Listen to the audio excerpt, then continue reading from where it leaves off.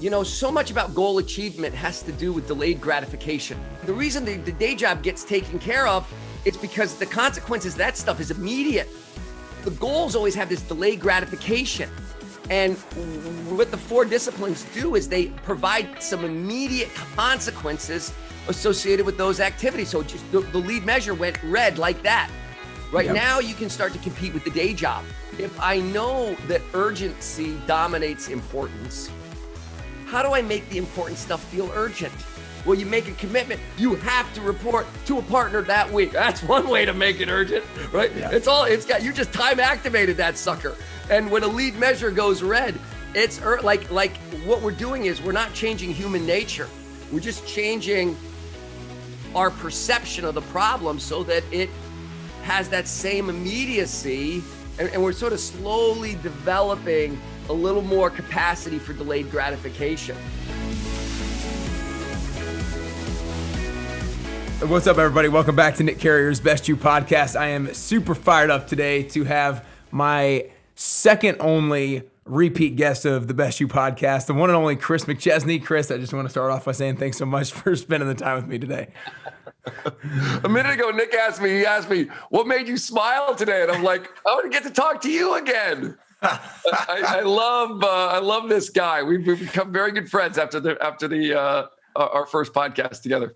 Yeah. Well, it's been making me smile all day as well. So, you guys just recently came out with the second edition of the 4 Disciplines of Execution, which I posted about on my Instagram story the other day. How it's been like my all-time favorite book, and the book that I feel like has changed me and my business and my mindset the most of like almost any book I've ever read. And so I'm already super appreciative of that, which but I kind of want to just give everybody a quick background and a quick overview of kind of the 4 disciplines. I know you kind of do this a lot, so just give a quick overview of the 4 disciplines real quick.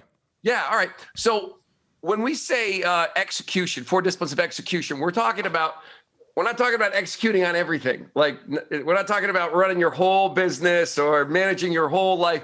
We're talking about executing on the really hard thing, on the breakthrough or the bottleneck. And usually that's something that requires a change in human behavior, or whether it's yourself, whether it's your team, or it requires a high degree of human engagement. And so this book is all about executing on the part of your plan that requires that change in human behavior in the face of all the other distractions. Because so often the most important thing is not the most urgent thing. And there's a million urgent things going on. Weeks are going by and everybody's busy, but we're not getting any closer to the most strategic objective. And so the disciplines really focus on, all right, how do you break that? How do you create enormous focus and put disproportionate energy in the face of all those distractions? Yeah, no doubt. I love it. Okay, so that's the what. So I go into it, or we? No. So that was 100% a perfect overview. I'll probably have you go into real quick like what the 4 different ones are, but I think that is a really key thing to start with, because where I'm going to go after you kind of run through the 4 is how I believe you guys, you coach this with organizations and you coach them with breakthrough results to help take their businesses to the next level and things like that. But as you know, I believe, and you believe this can be a framework that you can use for certain areas of your own personal life as well, to create breakthroughs in your own personal life and in your own performance. But I'll jump to there in a second, but you just, again, run through focus, leverage, those 4 real quick. So as Nick is saying, each discipline is based on a principle. The first one, and I'll say what the discipline is and what the principle is. The first principle is the principle of focus. And that shouldn't come as a surprise when you're talking about execution.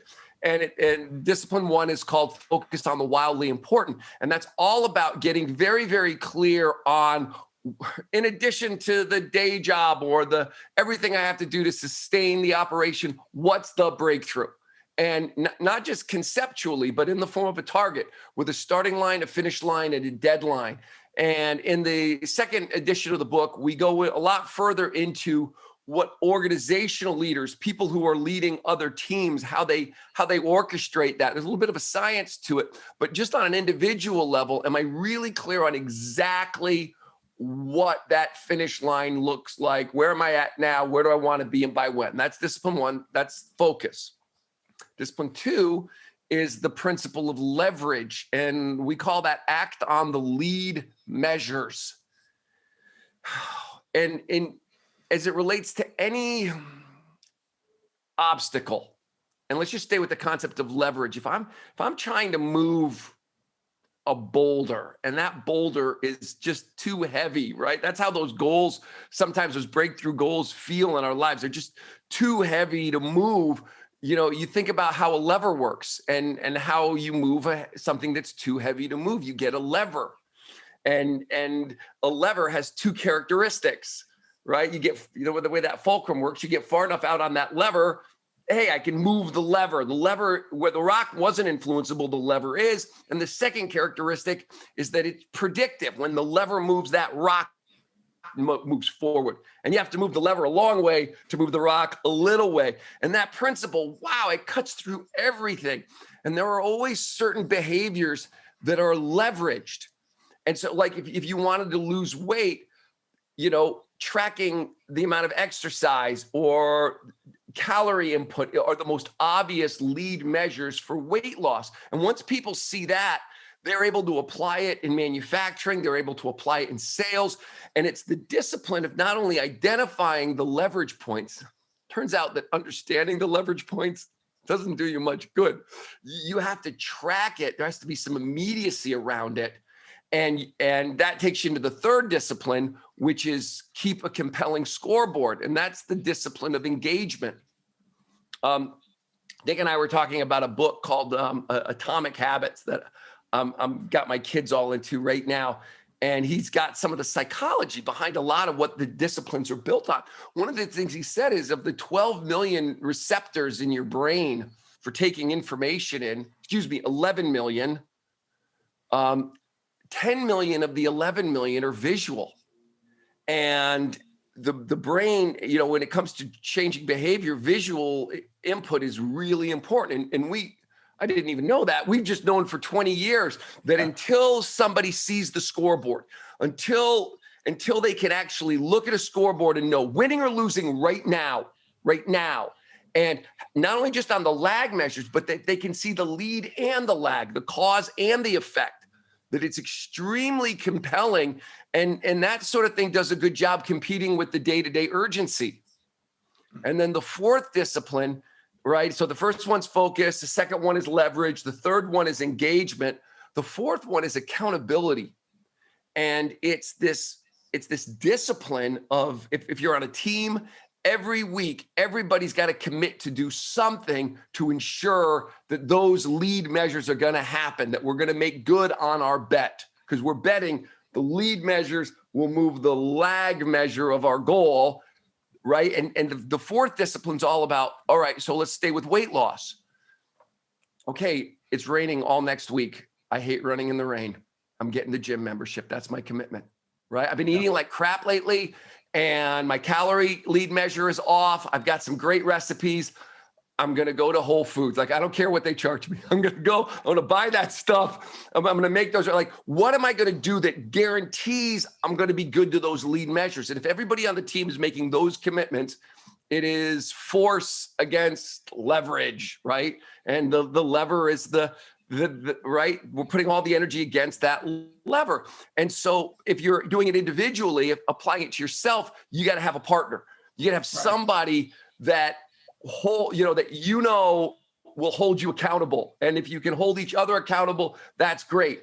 But we have to make those activities that drive that breakthrough, that what we call wildly important goal, those have to feel as urgent as the day job. And if there isn't accountability, it doesn't. So that little package of disciplines you can wrap around, various objectives that you want to have happen, but they're just losing to the day job is I guess one way to frame it. So that's a quick overview. No. Yeah, that was great. And you talked about the the statistic or the number from James Clear saying of the 10 or of the 11 million receptors, 10 of them are visual. And I, as you know, I coach people in a 10-week fitness goal setting program now, and everybody has their own scoreboard, and it is so funny how true it is, where the level of success that the person has with their goal is directly correlated to the frequency with which they look at their scoreboard. Yeah. And until it gets visual, it's like it's not even real.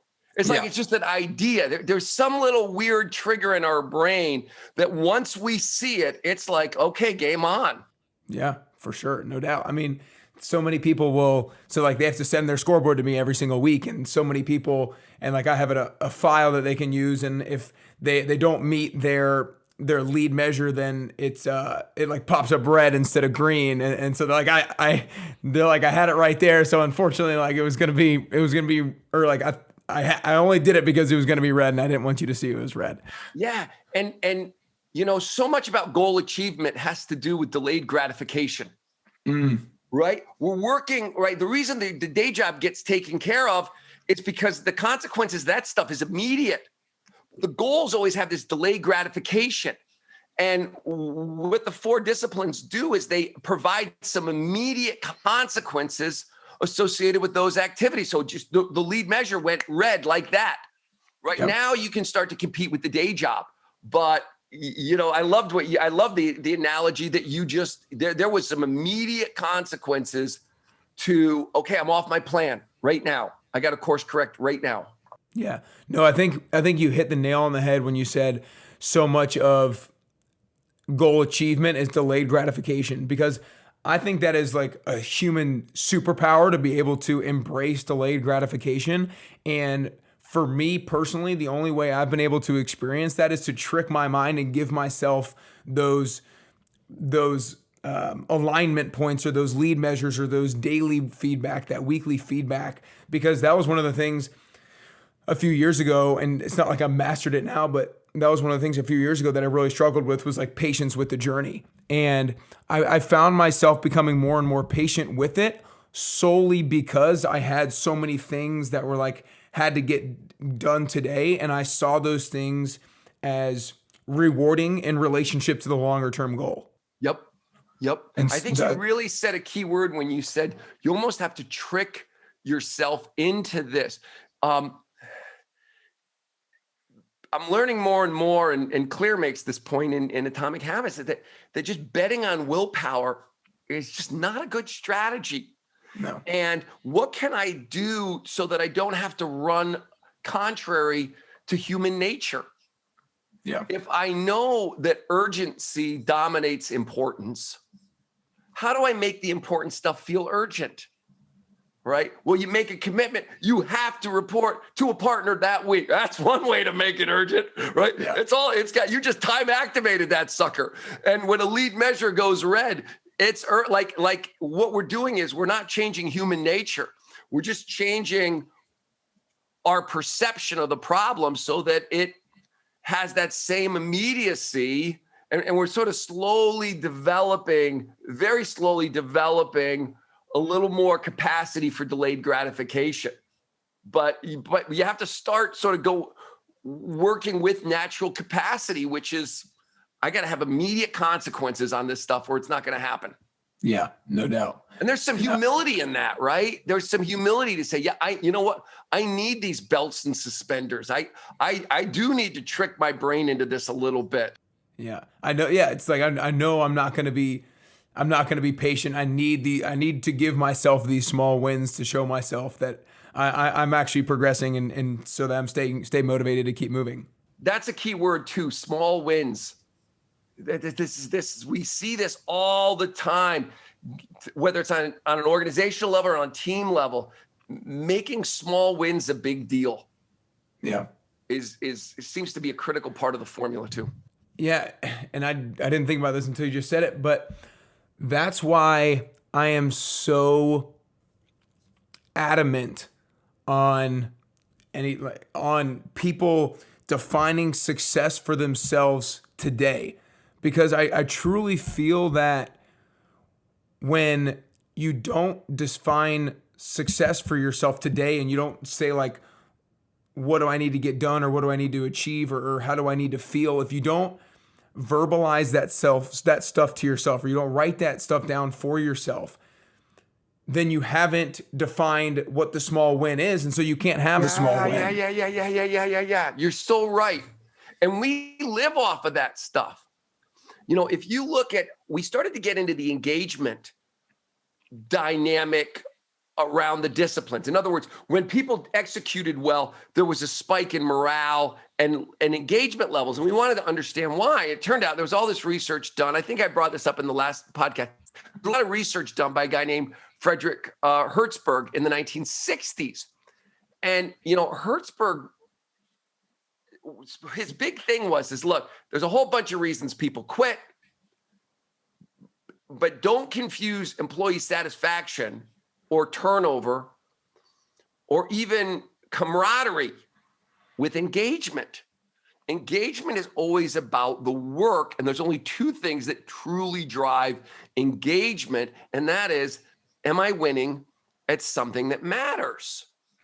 And so your point is right on. If somebody doesn't have a definition of success, then they're not going to be achieving.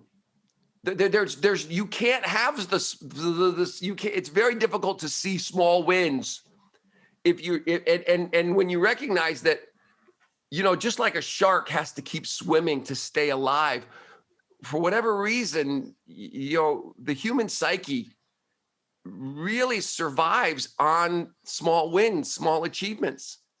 Somebody asks you, how's your day?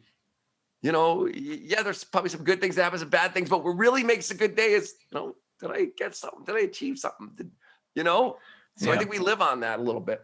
Yeah, no doubt. And what you just said there, when he said it relies on two things. Am I winning at something that matters? Right when you said that, I had a little light bulb moment in regards to my fitness goal setting with people, because there are just going to be times where people who I'm coaching have a specific goal, and they have the weekly measures that they're following, and 4 weeks in, 5 weeks in, whatever it is, they're not quite seeing maybe the weight loss or the progress with their overall goal that they maybe would like to.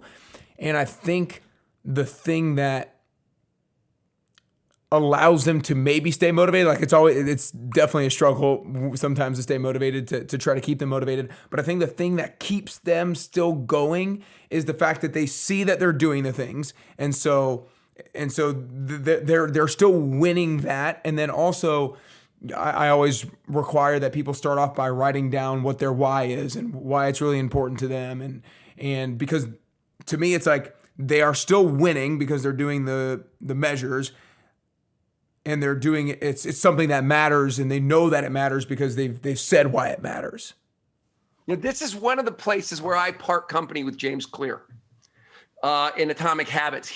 I so much, like 99% of everything he says, I'm just enamored with.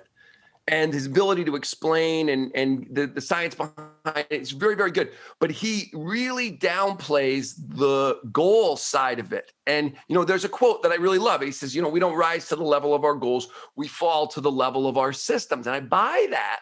But, without some why, without a real, I can get the best habits. I can try and build habits, but I need that pull. I need there to be a goal or an achievement that motivates me to get into the system, or I won't do the system for the sake of the system. I probably stating the obvious. No, I agree. And to me, I've thought a lot about the whole why thing. And it's funny because when I first started, hearing the whole why thing with Simon Sinek, I always thought it was kind of hokey. I was like, I don't need to just pump myself up with saying like my why. Like, what are you talking about? I'm just a motivated person and I'm going to do it. But what I found is that when people, especially when they're going after a specific goal, essentially you have to do in the beginning, But that's not when it comes into play in regards to motivation. It comes into play when, like, later on when things get hard. Because in the beginning, you're motivated. You're like, I'm ready to rock and roll. Let's do this thing. So you don't need the why to take action. You need it when stuff sucks and it's challenging and it's painful and stuff like that. Yep. I like something else you said reminded me. Nick knows that my my personal demon is this water skiing addiction that I have, and it's very technical, and you know it's measured. It's not just recreational, and you have to get around these buoys, and the boat it keeps going faster and faster, and so I have this thing, and it's perfect for 4 disciplines, right? It's like my little laboratory and lead and lag measures. But yesterday, I had a rough one yesterday. It did not go. I've been killing it, right? I've been making good progress. Like I could see the goal. I got my leads working for me. And yesterday I just couldn't put it together. Like the body was just not cooperating. I couldn't keep the focus, like whatever it was. But driving away, I realized that, it's kind of what you just said a minute ago, that, hey, even though the lag measure didn't show up the way I wanted it to, you know what? I got 2 more sets on the water. I'm right where I need to be. I know that this is going to pay off at some point, right? If I had just been out skiing and I hadn't had the framework, I hadn't had those lead measures defined, yesterday would have been a loss. Yesterday would have been frustrating. But I knew, you know what? I controlled the things that I could control. And I got to go home and I got to check those boxes. And you know what? I said, hey, I'm running the play. I love it. I love it. And I want to go somewhere else real quick in a second. But what you just said is what I try to coach to people who do my program, is like what success means for the program. So you said I get to go home and check the boxes. No, the maybe the lag measure didn't move like I wanted it to, but I did the lead measures, and that's what I can control. So that's what I coach to people. Like, look, I want for you to be able to achieve the weight loss. I want for you to be able to achieve your overall goal. But at the end of the day, you can't necessarily control that.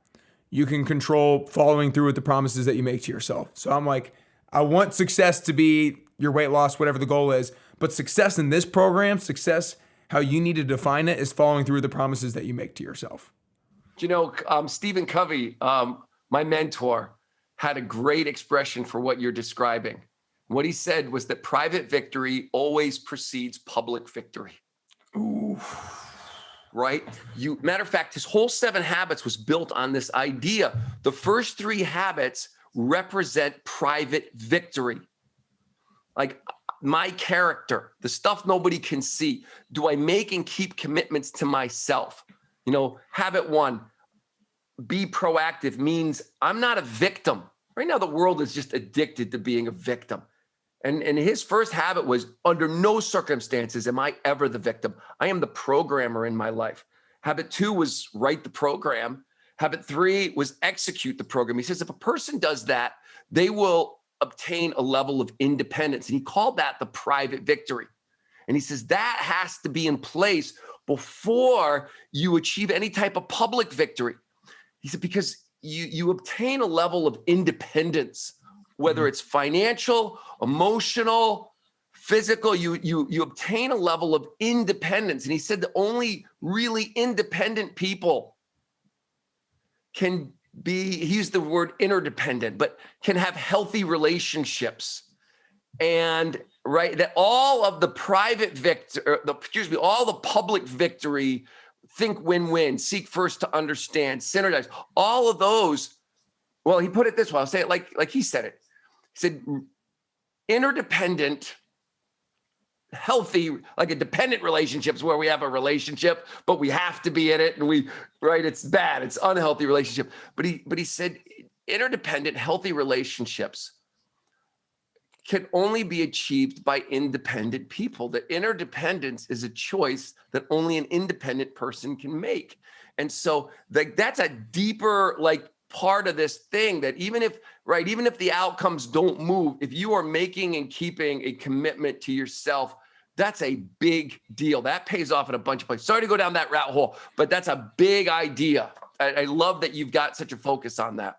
No, I think that people need to rewind and listen to the last 3 minutes exactly how you just said it, because I think you might have even mentioned that on the interview with Scott that I listened to not too long ago in regards to the independence and interdependence. And I was like, I remember hearing it then, and I was like that was good. Get into 7 habits, and they miss the big picture. The maturity continuum is this whole idea. And sometimes you have to kind of get through the habits, then go back and look at what did he mean by the maturity continuum. And I got exposed to this stuff it was 30 years this month, Nick. Wow. I stowed away. I pretended to be a newspaper reporter. I remember trying to interview them and then parlayed it into an internship. And I started as this fake unpaid intern 30 years ago this month, but I was a Stephen Covey groupie. Like, I heard that stuff and I was like, I need this. I am such a reactive, victim-oriented person. Like, I really need it. And it has paid huge dividends over 30 years. It's yeah. 30 years goes fast too, brother. I'm looking at the two of us on screen. I'm like, I'm the old guy. I'm never the old. Why am I the old guy? Look at that. Handsome young guy sitting right. That used to be, well, I was young.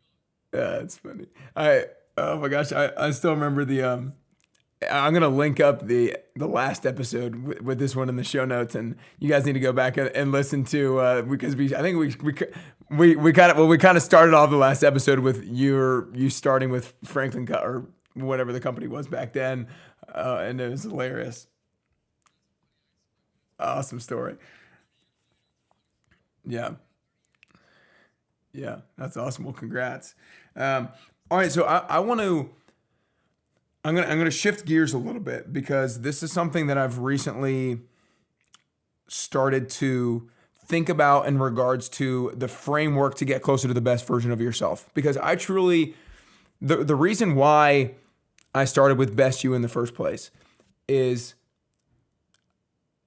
I kept hearing get closer to the best version of yourself, and that was kind of my why. My why was I want to get closer to the best version of myself, but I didn't like that I kept coming back to that.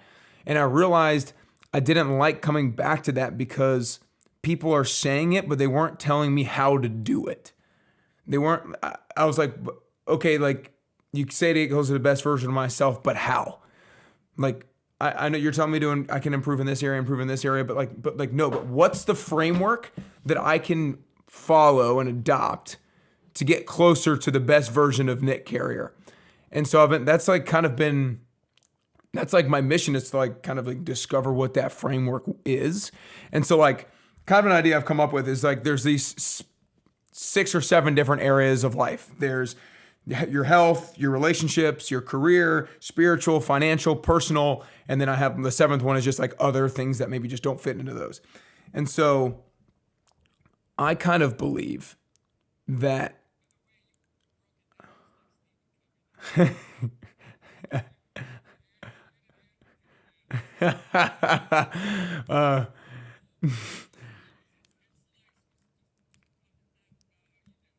Awesome. Well, I kind of believe that at all times of our life, we need to be managing or maybe slightly improving in all of these areas at all times. If we let anyone go for too long, then things can crumble. But there needs to be one of them that is what I use the term as, there needs to be one spiking at all times. So maybe we're spiking in our, I'm in a phase of my life right now where I feel like I'm spiking in my professional life, in the sense that I'm really just spending a lot of time focusing on that, a lot of time, a lot of energy, a lot of attention, and hopefully improving a lot as well. And those other areas, I'm I'm still making sure I'm managing my health and fitness. I'm still making sure I'm managing my spiritual life. I'm still making sure I'm managing my relationships with my friends and family. But, at a certain season in my life in the future, that's going to change. Like maybe the things are better with business and I need to maybe focus on my spiritual life a little bit more. I need to focus. Anyways, you can kind of get the point.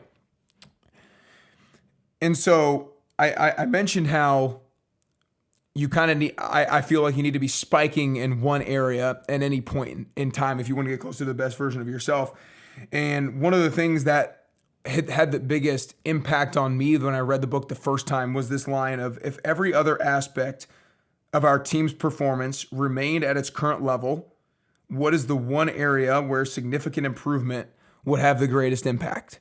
And that's when you're trying to determine what your wig is. That's when you're trying to determine which area am I going to spike at? Yeah, that's maybe the underlying principle of execution that we've learned over 20 years. If you said, look, step back, Chris, from the whole thing and all the details, and the human capacity to spike one area, we have this little nickname we call whirlwind plus one. Yeah. Yeah. And what's your plus one? Yeah. Yeah, exactly. And so like you say, and with the whirlwind, you can't forget about it. You still have to do it, because what kills you, if you don't do it today, it could kill you. But also if you don't do the improvement, it could kill you tomorrow. So my thought is, as individuals, we need to constantly be asking ourselves that question. If all of these other 6-7 areas of our life or all the areas we're staying at the current level of performance, what's the one area that would create the biggest positive impact in my life? And that's the area where I need to create some sort of goal in, or that's the area that I need to try to spike in. I mentioned, I got a quote in the new book from Tim Tassopoulos, who's the president of Chick-fil-A. And we had worked with him 20 years ago, and Tim had said to us, and I don't know if he didn't start us down this path with this statement, but it stuck with us. I mean, he's renowned all over the world as an amazing executor, operator. Tim said, the first thing I want to know when I work with a leader, he says, where is that leader spending disproportionate energy? Like, I don't want to hear the 5 priorities. I don't want to hear that. I know. He's like, I want to know what's your big, or whether you even have one. Like, what's your number one, right? And then you got Dave Grissom, the number 2 guy at Marriott. He has got a group of people. They're about to launch 4 disciplines, and he says to them, he says it his way. And what he said was, hey, if you want to keep your job at Marriott, take care of the day job. We'll never fire you. As long as you take care of the day job, you'll always have a job at Marriott. But then there was a pause, and then he goes, but if you want to get promoted, give me one. Bring me one. So there's this idea that we have to maintain, but when it comes to serious progress, it does take disproportionate energy. And I like your language. Can we spike in one area? Yeah. Yeah. I do think that is a really important principle, because like, I think I wrote down the quote. I don't know if I'm gonna be able to find it right now, but you said like, yeah. If you ignore the urgent, it can kill you today, but it's also true that if you ignore the important, it can kill you tomorrow. Because a lot of times if you ignore your health, if you ignore your relationships, then maybe it's not going to do anything now, but maybe in 5 years, then your relationship with your wife is going to crumble and you get divorced, or maybe your health goes to crap and you're in the hospital for months on end. There's Stephen Covey said something else that's haunted me my entire career. And he said, I don't know why I have this capacity. I've hung around with his sons, and even his sons are like, you're a freak. They're like, you quote my dad. Like, I don't know why, but it just all went in. But one of the things he said was, be careful that you don't climb a ladder of success to find that it's leaning against the wrong wall. And this has always haunted me. Like, I always sort of step back a little bit from just sort of blind ambition. Yeah. So what do you feel that mean? What do you feel that means? Well, I think it's a really deep personal question, but in the end, Covey used to do a lot of work around writing your epitaph and what is your legacy. And I mean, he took that stuff very seriously. And there we can be so fixated on achievement and getting the next thing that we can build a ladder of success to find that, well, we got somewhere, but it really wasn't what I wanted. It really wasn't the best me. I think you're really onto something when you say the best you. And just something to consider, Covey broke down those. I know we're going to dedicate this session to this one is Chris on Covey. That's what this session is right now. But you got it open. The Covey vault is open. But Covey had this little diagram where he had all of these what he called alternate life centers. And he said you could be spouse-centered, you could be kid-centered, you could be career-centered, you could be church-centered, you could be community-centered, you could be, and he said all of these life centers, if you make them the center of your life, any one of them, you'll turn out disappointed in the end. And he said that, and that's why I called them alternate life centers. And then he would sort of play out what it looks like to sort of have that one element of your life become the center of your life. Yeah. And I think this gets to the question of what is leaning against the wrong wall is. And then what he put at the center is, and this term really caught on, he called it principle centered. Now, he had some religious beliefs that he would kind of hold back on, but he said at the middle is truth. And, he said, we don't get to make our own truth. Yeah. The very definition of truth is it's external. And, I think if we look inside, we know, like, we have a sense of, like, what we're supposed to be doing as people. Like, there's, it's religious for me, but I think there is a divine center. And I think if you have that in mind, you do very well on the others. But can I get really centered around? And so I think best you, Nick, it really invites that conversation about, okay, well, what is it? If I have a creator, what is it I was created to become? Yeah. That's my right. And that he actually, before he wrote 7 Habits, he wrote a book called The Divine Center.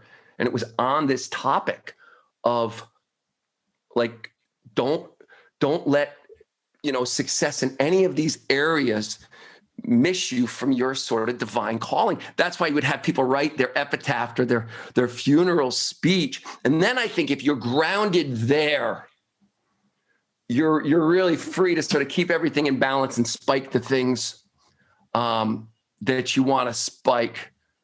But that is, for whatever reason, that's always stayed with me.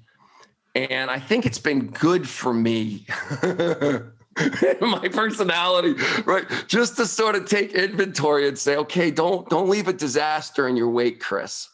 Yeah. Maybe, right, have a little perspective. So, but I think it's really related. I think that there's some chapters in the book called Principle-Centered Leadership, which is probably his second best-selling book. And then if you can get your hands on it, and let me know if you can't, and I'll help you find one. But it's not in very much circulation. The book's called The Divine Center. Okay. And it really sort of gets to, how do you get yourself grounded as a foundation? He was very good at that. Yeah. There's a few things I want to break down real quick after I finish writing that down. So It's funny you bring up the like writing your epitaph, your eulogy, that kind of thing. Donald Miller, Donald Miller, the story brand, business made simple guy. He has a course on his platform where you write your eulogy, and I did that 6 months ago or so, and it's quite an experience, that's for sure. So I think that's really important. The other thing in regards to, you talked about the different centers that Stephen Covey talks about. You could be spousal centered, you could be kid centered, you could be career centered, those sorts of things, but you don't want to have any of them completely rule your life. And the thing that I thought about, I think is because you mentioned a ladder. The thing I thought about is if you make one of those your center and you live so long by only making that your center, then your ladder might get tall, but it's gonna be really thin, and like it's gonna get easier and easier to blow over, like a tree. Like if a tree's roots aren't deeply embedded into the ground, then it's gonna blow over. But if you are managing or slightly improving all of these areas, then your ladder is gonna be wide, or your tree base is gonna be wide, and it's not gonna blow over. And then the last thing is the first thing that I thought about when you said that quote, which is awesome, to be wary of climbing a ladder that's leaning against the wrong wall. The thing that, and it kind of goes back to what I said earlier, is I want people to define what success means today. And I think that I'm not going to be the one who says what Stephen Covey means, but when he says be wary of leaning on the wrong wall, I think it's a lot of people adopt the definition of success of others. And so people chase down other definitions of success. And so once they get there, they think they're going to be happy, fulfilled, yada, yada, yada. But they realize that like maybe that wasn't as important to them as maybe the other person that they followed, or and that kind let me tag on there. Not only adopting somebody else's version of success, sometimes success is interpreted as pleasing everybody else. How am I seeing the social mirror? And if my worth is determined by how others see me, is a really flawed way. Right. And that's why really getting back to, look, even if, people didn't think it was all that cool, like what's important to me? Yeah, no, 100%, 100%. And that crap. That's a tough thing to define. That's a tough question to answer. And it's constant and it's ever changing, but I think it's required to be done in order to stay happy and stay fulfilled. Like, I think one of the things, I don't want to go, one of the things that I've thought about a lot over the last, few years is like, I think that one of the reasons why when you kind of like graduate high school and then you graduate college, and why a lot of people nowadays are not fulfilled or depressed, anxious, all these kind of things, is I know for me personally, my experience was growing up, going through high school, going through college, success is pretty easily defined for you. In high school for me, success was being good at sports and getting good grades, and and then having good friends, and similar in college. And because I aligned with those versions of success and I was pretty good at those things, I was always happy and carefree, whatever.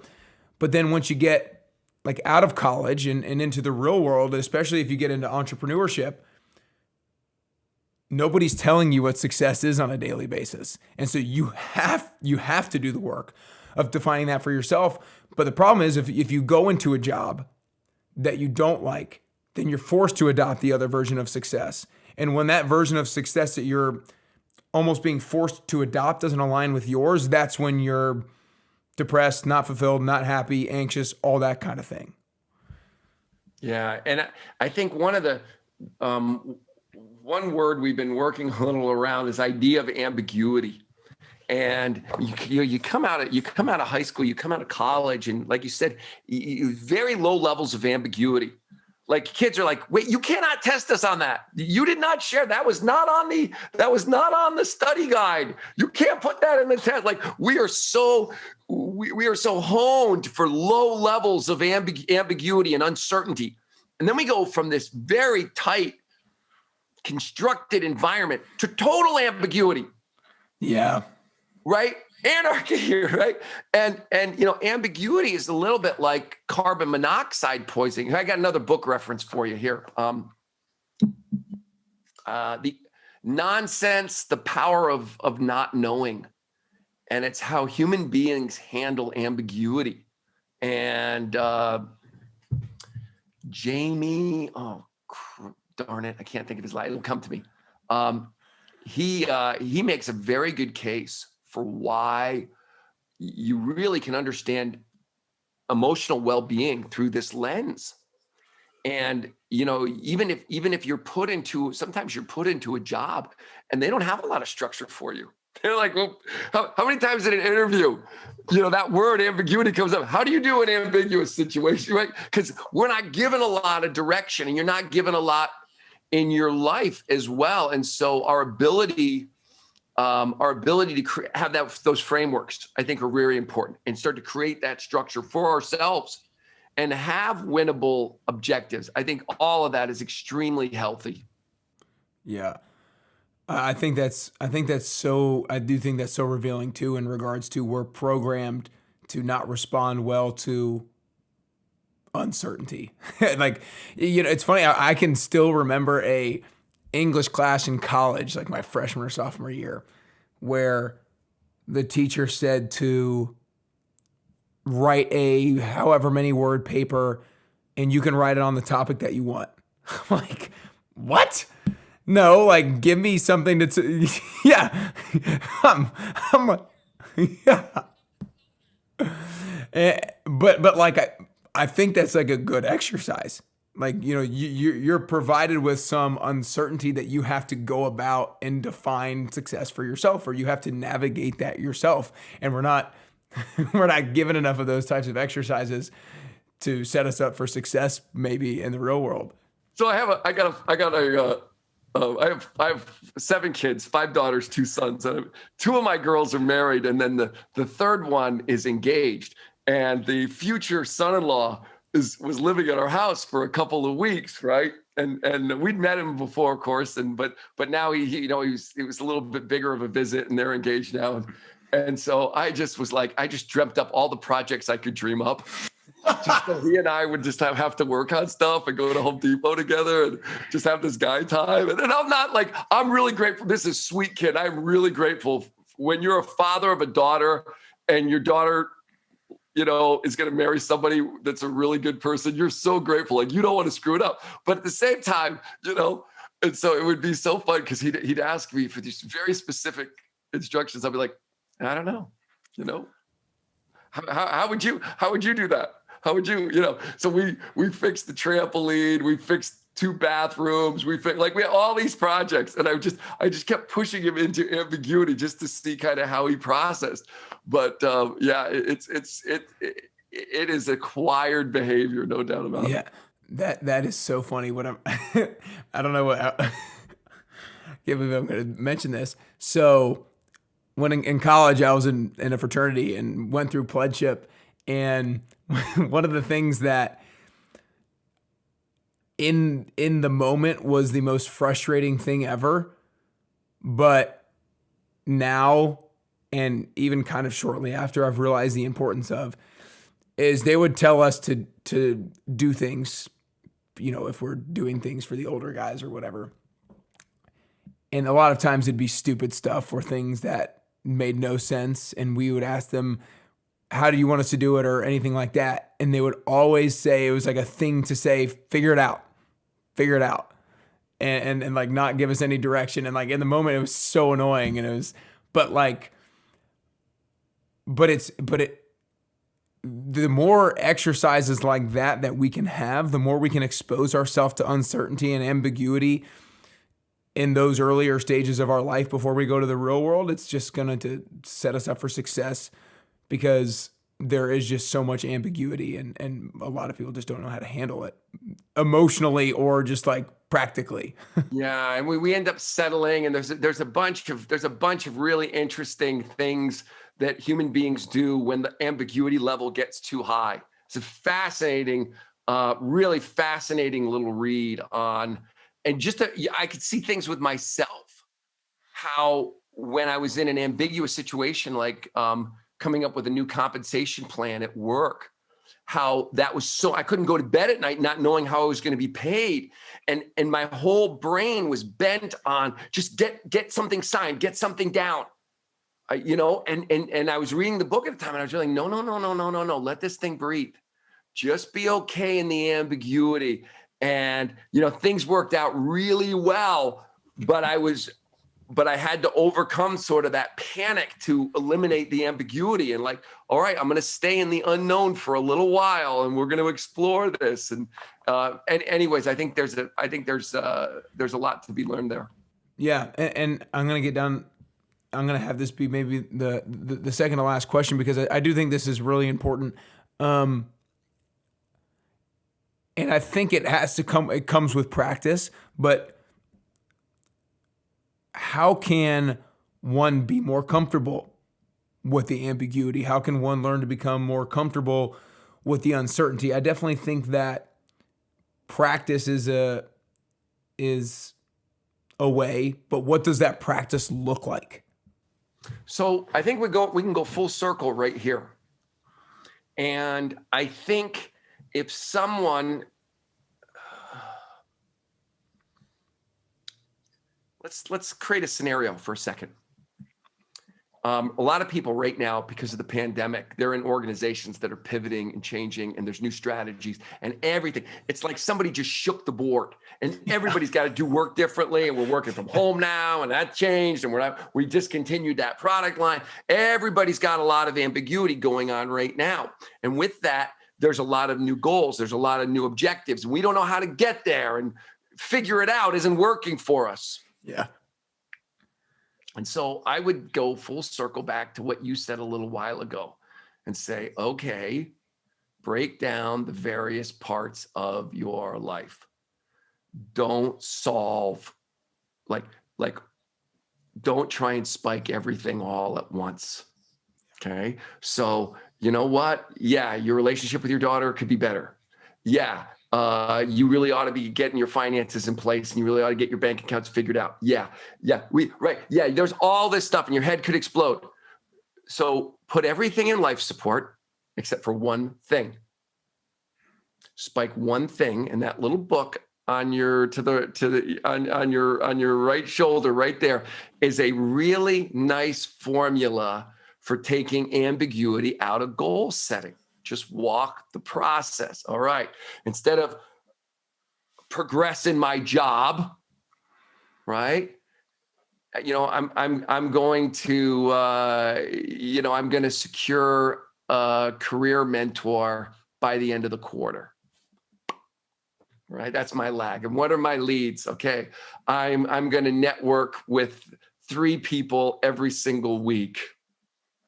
Right. And what's my scoreboard look like? And then this week, all I've got to do, right? What do I have to do this week? And if I can chunk that down, right? One of the things those disciplines do is they provide a really nice way to take the ambiguity out of goal setting, where there typically is, particularly for goals we've never achieved before, there typically is a lot. So I'd start with what you said: life support on everything, spike one thing, and just rely on those principles to get traction and take the frustrating ambiguity out of it.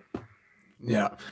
You did a damn good job of making that come full circle right there at the end. That was awesome. That was awesome. You put it right over the plate. Yeah, it was right there. You didn't see it, but it was hanging right there. That's awesome. That's awesome. Well, Chris, before I ask the last question, I just want to acknowledge you for the work that you guys continue to do. And honestly, the focus work, the more and more that I have lived and had professional goals, the more and more I realize and admire people who are able to stay so focused on one problem or one framework. Like you guys have been doing this stuff since how many years now? Yeah. Like, and one of the things that comes to the top. Yeah. Yeah. But like you've used your own principle of focus and really honed in on it. And, like someone like Dave Ramsey, who's talking about this debt over and over again, every single day. Like the more and more I go through, it's so hard. Like I admire people so much who are able to stay so focused on one topic and just stay dedicated to that and try to solve that problem. And you guys have done such a great job of that, and you continue to get more and more clear on solutions and more clear on different principles and things that people can apply to increase the likelihood that they're successful with these sorts of things. And so it's really admirable. Thanks, buddy. Thanks. I really appreciate people like you that like bring it to life and apply it to your expertise. And it's been fun for me to watch what you've done with this. Awesome. Well, I appreciate it. Well, you guys obviously know I could not endorse this book any further. Go get the second edition now of the 4 Disciplines of Execution. I had actually things to talk about from the second book in my notes, and we went other places, but I'm glad we did because it was an awesome conversation and a ton of fun. But last question, Chris, is I think that getting closer to the best version of yourself is both a constant journey and it's a unique journey, right? Like best you define success for yourself. So for you personally, if there are 3 things that you can currently do or 3 things that you can currently work on to get closer to that best version of Chris McChesney that you could possibly be, then what are those 3 things that you can currently do or currently work on? I got this limited. Oh, it's not moving. Darn it. I got a whiteboard right there, and I've got it would be out of focus anyways, but I've got a goal tracker / scoreboard on my grease board. And so so I'll give you 3 right now.